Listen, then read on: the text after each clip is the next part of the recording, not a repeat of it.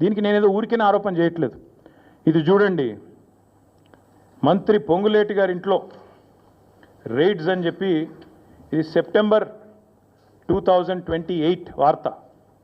September 2028, ఇంకొక 2-3 నెలలు అయితే వార్షికోత్సవం కూడా అయిపోతుంది. అంటే 2024 సంవత్సరంలో ఈ రైడ్స్ జరిగినాయి. సెప్టెంబర్ 27, ఈరోజు మే 24 అనుకుంటా. మరి అప్పటికిప్పటికి ఒక్కటంటే ఒక్క ప్రకటన అటు ఈడీ వైపు నుంచి కానీ ఇటు పొంగులేటి శ్రీనివాసరెడ్డి గారి వైపు నుంచి కానీ వచ్చిందా? ఎందుకు కాంగ్రెస్ మంత్రులను కాపాడే విషయంలో ఎన్ఫోర్స్మెంట్ డైరెక్టరేట్కు అదేవిధంగా బీజేపీ నాయకత్వానికి ఎందుకు మొహమాటం అడ్డమొస్తున్నది? ఎందుకు మీరు బీజేపీ నాయకులు ఇక్కడ ఉండే కాంగ్రెస్ వాళ్ళను ఎందుకు కాపాడుతూ ఉన్నారు? ఆ రోజు మీరే ఈ రైడ్ జరిగినప్పుడు పొంగులేటి గారింట్లో అన్ని టీవీలలో బ్రేకింగ్లు నేనే చూసా. నోట్ల మెషిన్లు పోతున్నాయి, కట్టలు లెక్క పెట్టడానికి ఒకటి కాదు, ఒక మెషిన్ సరిపోతలేదు, 2వ మెషిన్ పోతున్నది అని చెప్పి మీరే బ్రేకింగ్ న్యూస్లు ఇచ్చారు.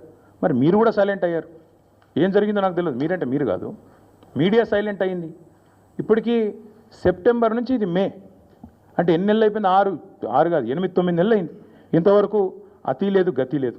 అట్లాగే 1-2 కాదు, ఇది కర్ణాటకలో జరిగిన వాల్మీకి కుంభకోణం. 187 కోట్ల వాల్మీకి స్కామ్లో కర్ణాటకలో అరెస్టులు జరిగినాయి. అందులో పైసలు 45 కోట్లు తెలంగాణకు వచ్చినాయి.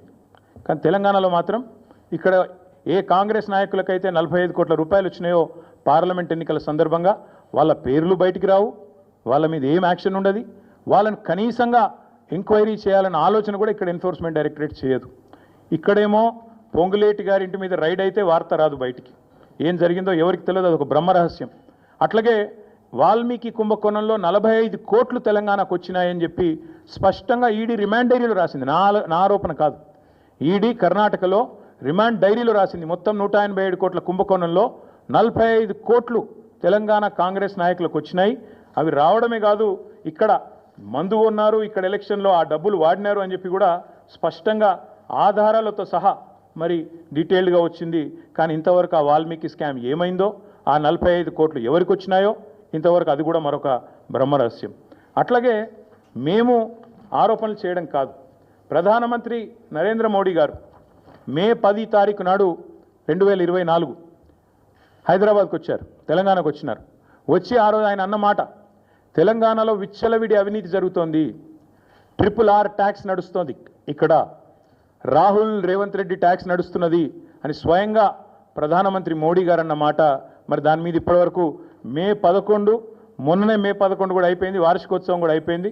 ఇప్పటి వరకు అతి లేదు గతి లేదు, ఇప్పటి వరకు ఒక్క అడుగు ముంగట పడ్డది లేదు.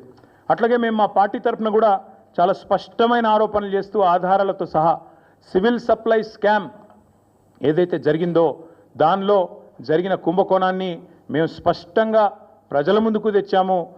మరి అట్లాగే ఏజెన్సీస్ దగ్గర కూడా పోయాం. ఇంతవరకు సివిల్ సప్లై స్కామ్లో ఫుడ్ కార్పొరేషన్ ఆఫ్ ఇండియా స్పందించదు, కేంద్ర ప్రభుత్వము స్పందించదు, అస్సలు ఏ ఏజెన్సీ కూడా ముందుకొచ్చే పరిస్థితి లేదు. అట్లాగే మరి మనం ఈరోజు కనుక చూసినట్టయితే 1-2 కాదు, ఇది అమృత్ స్కామ్. అమృత్లో రేవంత్ రెడ్డి గారి బావమరిది కంపెనీ శోధా కన్స్ట్రక్షన్స్ అనే కంపెనీకి మరి సృజన్ రెడ్డి గారు అనే వ్యక్తికి ఆయన కంపెనీకి అర్హతలు లేకపోయినా, ఆయన కంపెనీకి ఫైనాన్షియల్ కేపబిలిటీ లేకపోయినా 1137 కోట్ల వర్క్ ఇచ్చారు అని మేమేదైతే ఆరోపణ చేశామో ఆధారాలతో సహా స్వయంగా కేంద్ర మంత్రి మనోహర్ లాల్ ఖట్టర్ గారిని కలిసి ఆరోపణలతో సహా ఆధారాలతో సహా వారికి డీటెయిల్డ్ నోట్ కూడా ఇచ్చి వస్తే ఇప్పటి వరకు కనీసం ఒక్క మాట కాదు కదా, ఒక్కటంటే ఒక్క అడుగు కూడా ముంగట పడలేదు. అందుకే మేము అడుగుతున్నాం, భారతీయ జనతా పార్టీకి నిజాయితీ ఉంటే మీరు స్పందించాలి. స్పందించడం అంటే ఏదో ప్రెస్ మీట్ పెట్టి మాట్లాడడం కాదు. మీరు అధికారంలో ఉన్నారు, మీరు ఖచ్చితంగా వెంటనే ఈ అన్ని కుంభకోణాల వెనుక అమృత్ కావచ్చు, సివిల్ సప్లై స్కామ్ కావచ్చు, అట్లాగే ఈరోజు యంగ్ ఇండియా కావచ్చు, అట్లాగే మొన్ననే హైదరాబాద్ సెంట్రల్ యూనివర్సిటీ భూముల విషయంలో స్పష్టంగా సెంట్రల్ ఎంపవర్డ్ కమిటీ రిపోర్ట్ ఇచ్చింది, రికమెండ్ చేసింది. ఏం చెప్పింది central empowered committee? Financial fraud జరిగింది ఈ 10,000 కోట్ల దానిలో, ఖచ్చితంగా దీన్ని ఒక స్పెషలైజ్డ్ ఏజెన్సీతో విచారించాలి అని రిపోర్ట్ కూడా ఇచ్చింది. కొన్ని మంచినీళ్ళు తీసుకోండి. అంత స్పష్టంగా ఇస్తే కూడా ఇప్పటి వరకు మిగతా అన్ని విషయాల్లో మెరుపు వేగంతో స్పందించే ఏజెన్సీలు మరి ఇక్కడ ఎందుకు స్పందించట్లేదు? మేము ఖచ్చితంగా ఈ విషయంలో మేము తెలంగాణ ప్రజలకు కూడా ఒకటి అపీల్ చేస్తూ ఉన్నాం.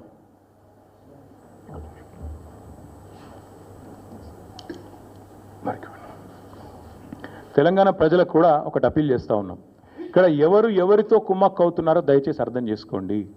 అమృత్ కుంభకోణంలో రేవంత్ రెడ్డి గారి బావమరిది వ్యవహారం ఉండి కూడా రేవంత్ రెడ్డిని కాపాడుతున్నది కేంద్ర ప్రభుత్వం.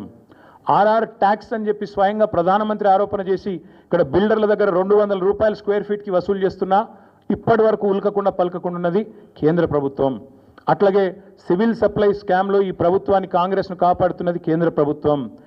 సెంట్రల్ ఎంపవర్డ్ కమిటీ రికమెండేషన్ ఇచ్చిన తర్వాత కూడా మీరు వెంటనే ఈ ఫైనాన్షియల్ ఫ్రాడ్ను సెంట్రల్ యూనివర్సిటీ కంచెగచ్చిబౌలి భూముల్లో చర్య తీసుకోండి అని ఎంపవర్డ్ కమిటీ చెప్పిన తర్వాత కూడా ఇప్పటికీ ఉలకకుండా పలకకుండా ఉన్నది కేంద్ర ప్రభుత్వం.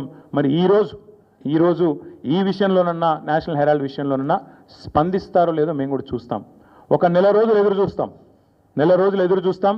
మేము కూడా చూస్తాం ఒకవేళ మరి కేంద్ర ప్రభుత్వం ముందుకు వస్తుందా రాదా. ఎందుకంటే మీకు తెలుసు ఫార్ములా ఈలో ఏదో జరిగిపోయింది, దున్నపోతు ఈనింది అని కాంగ్రెస్ వాడనంగానే కట్టేయండి దుడ్డనని చెప్పి గవర్నర్ గారు స్పందించి వెంటనే ఆగమేఘాల మీద మెరుపు వేగంతో స్పందించి ప్రాసిక్యూట్ చేయాలన్నారు. మేము కూడా కలుస్తాం గవర్నర్ గారిని, ప్రాసిక్యూట్ చేయండి ముఖ్యమంత్రి గారిని అని అడుగుతాం. తప్పకుండా ముఖ్యమంత్రి గారు ప్రాసిక్యూట్ కావాల్సిందే, ఆయన ప్రజాక్షేత్రంలో దోషిగా నిలబడవలసిందే, చేసిన తప్పులకు తప్పకుండా శిక్ష అనుభవించాల్సిందే. అట్లాగే ఇంకొక మాట కూడా చెప్తా ఉన్నాం, ఒకవేళ కేంద్ర ప్రభుత్వం కూడా స్పందించక బీజేపీ కూడా ఒక రక్షణ కవచం మాదిరిగా ఏదైతే ఇన్ని రోజులు రేవంత్ రెడ్డి గారిని కాపాడుతూ వస్తున్నదో మరి తప్పకుండా ఒకవేళ వారు స్పందించకపోతే నెల రోజుల తర్వాత పార్టీలో మేము కూడా కూర్చుని కార్యాచరణ ఏం చేయాలో తీసుకుంటాం. ప్రజాక్షేత్రంలో అవసరమైతే తప్పకుండా ఈ ముఖ్యమంత్రి గారిని అదేవిధంగా ఆయనను ఒక కవచ కుండలాల మాదిరిగా కాపాడుతున్న బీజేపీని కేంద్ర ప్రభుత్వానికి కూడా ప్రజల ముందు ఎండగడతామని చెబుతూ ఇక చివరిగా నేను చెప్పేది ఒకటే, మొన్ననే పాలమూరులో సిబిఐ దర్యాప్తు అక్కర్లేదు, పాలమూరులో అవినీతి ఏం జరగలేదు పాలమూరు రంగారెడ్డి ప్రాజెక్టులో అని చెప్పి స్పష్టంగా సుప్రీంకోర్టు తీర్పిచ్చింది.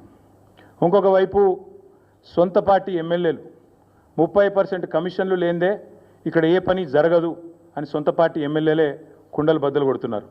అట్లాగే సొంత మంత్రులు క్యాబినెట్ సహచరులు స్పష్టంగా చెప్తున్నారు, మా మంత్రులు పైసలు తీసుకుంటారు లేకపోతే ఫైళ్ళు కదలై అని చెప్పి పాపం నిజాయితీగా ఒప్పుకుంటున్నారు. ఇంకోవైపు సొంత మామ పిల్లనిచ్చిన మామ కాళేశ్వరంలో అవినీతి ఎక్కడిది మన్నెక్కడిది, 1,00,000 కోట్ల ప్రాజెక్టులో 94,000 కోట్లు ఖర్చు అయితే అలా 1,00,000 కోట్ల కుంభకోణం అని ఎట్లా అంటారు, ఇది అసంబద్ధం అని చెప్పి సొంత పిల్లనిచ్చిన మామ చెప్తా ఉన్నారు. కాబట్టి ఫ్రస్ట్రేషన్లో రేవంత్ రెడ్డి గారు ఏవేవో చేస్తుంటారు, ఏవేవో లీకులు ఇచ్చి ఏదో రకంగా మీడియా మేనేజ్మెంట్ చేసి నేషనల్ హెరాల్డ్ కేసులో ఛార్జ్షీట్లో పేరు వచ్చిన కొన్ని పత్రికలు అయితే రాయలేదు. మాకు చాలా ఆశ్చర్యంగా ఉంది, ఎంత బాగా కవర్ చేసుకుంటూ వస్తున్నారంటే రేవంత్ రెడ్డి గారిని చాలా ఆశ్చర్యంగా ఉంది, ఇట్లా కూడా చేయొచ్చా అని. అంటే ఇంత పెద్ద కేసులో ఇంత పెద్ద మ్యాటర్ వస్తే ఒక ముఖ్యమంత్రి పేరు వస్తే ఇదే కేసీఆర్ గారి పేరుంటే రాకపోదురా? ఇదే కేసీఆర్ గారి పేరుంటే కోతికి కొబ్బరి చిప్ప దొరికినట్టు కొంతమంది సంబరాలు చేసుకుంటూ పేపర్ల నిండా తాటికాయంత అక్షరాలతో రాసేటోళ్ళు ఇలా రేవంత్ రెడ్డి గారికి కవరింగ్ ఇచ్చేందుకు చాలా కష్టపడి కాపాడుతున్నారు. వారందరికీ నేను చేసే విజ్ఞప్తి ఒకటే, మీరు ఎన్ని చేసినా ఎంత గింజుకున్నా ఈ మీడియా సంస్థలు ఎంత తాపత్రయపడ్డా ఆయన మీకు ఎంత అడ్వర్టైజ్మెంట్లు ఇచ్చినా ఎన్ని రకాలుగా మిమ్మల్ని ఫోన్ చేసి బెదిరించినా ప్రజలకు విషయం అర్థమైపోయింది. ఈయన ఒక లొట్టపీసు ముఖ్యమంత్రి, ఈయనతను ఏం కాదు అని అర్థమైంది. కాబట్టి మీరు కూడా దయచేసి నిష్పక్షపాతంగా వార్తలు ప్రజలకు చెప్పండి. లేకపోతే సోషల్ మీడియా ఉంది, మీరు చెప్పినా చెప్పకపోయినా సోషల్ మీడియా ద్వారా ప్రజలకు అన్నీ తెలుస్తాయి. తెలియదు మేము పిల్లి కదా కళ్ళు మూసుకొని పాలు తాగితే తెలియదు అనుకుంటుంది అన్నట్టు మేము రాయకపోతే వార్తనే కాదు, మేము రాయకపోతే మేము నొక్కేస్తే ఎవరైనా కూడా వాస్తవాలు చెప్తున్నాం. మీకు అబద్ధం అనిపిస్తే నేనేం చేయాలి, కానీ చాలామంది రాస్తలేరు. మరి ఏం చేయాలి? మరి మా బాధ మేము చెప్పుకోవాలి కదా, ప్రజలకన్నా చెప్పుకోవాలి కదా. కాబట్టి మీరు అట్లా అనుకొని మీ భ్రమల్లో ఉన్నంత మాత్రాన మీరు చేయగలిగేది ఏం లేదని కూడా చెప్తూ సహకరించే మిత్రులకు థ్యాంక్ యూ.